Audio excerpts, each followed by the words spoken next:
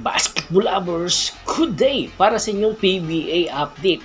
Ang Terra Firma Jeep, ang kanilang second round pick na big man ay pinapirma na agad nila ng 2 years deal or rookie deal.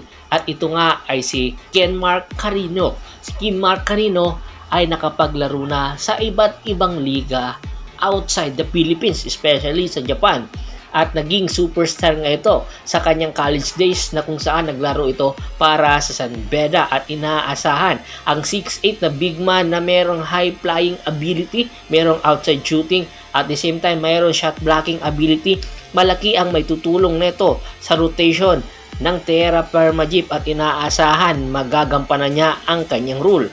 Samantala, ang Northport Batang Pair third pick na si Brent Paraiso ay pinapirma na rin ng Northport Batang Pair ng 2 years deal at inaasahan dahil nga alam na niya ang sistema na pinapatakbo ni Coach Bonita na kung saan nagkasama nga sila sa Litran Knights ng 2 taon at 2 kampyonato ang kanilang pinagsaluhan. Ay malaki ang tsansa na mabibigyan ito ng minuto at maganda ang ibibigay nito sa Northport Batang Pair dahil nga sa di-kalibre nitong depensa. At syempre, sa outside shooting nito na di rin matatawaran, kaya naman kinuha ito ni Coach Bonitan. Samantala, ang Meralco Bolts naglalaro nga ngayon sa Doha, Qatar International Basketball na kung saan dalawa nga ang import ng Meralco Bolts.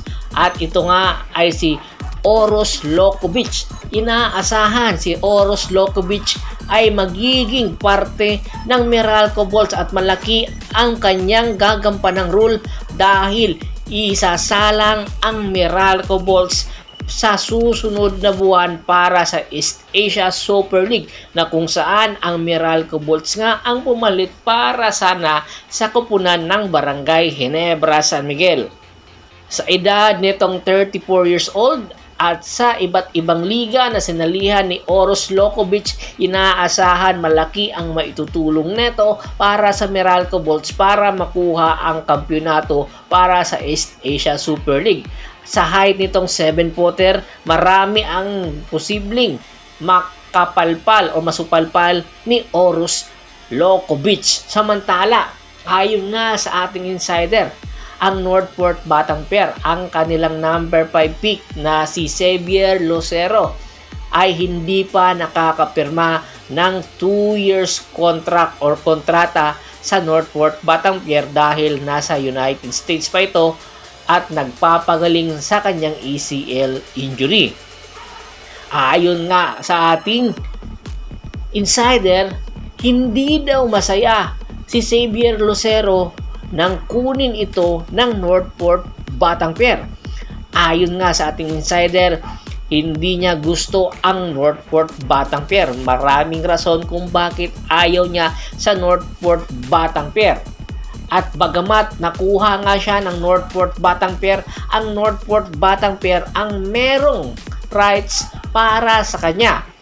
At ayon nga sa report, si Jeremiah Gray at si Xavier Lucero ay nag-uusap ngayon at nagbibigay advice si Jeremiah Gray para kay Xavier Lucero dahil nga meron din pinagdadaanan na ACL injury si Jeremiah Gray. Kaya naman malaki daw ang naitulong na advice ni Jeremiah Gray kay Xavier Lucero para magpaaga or magpalakas palalo para sa kanyang kauna-unahan or debut game sa PBA.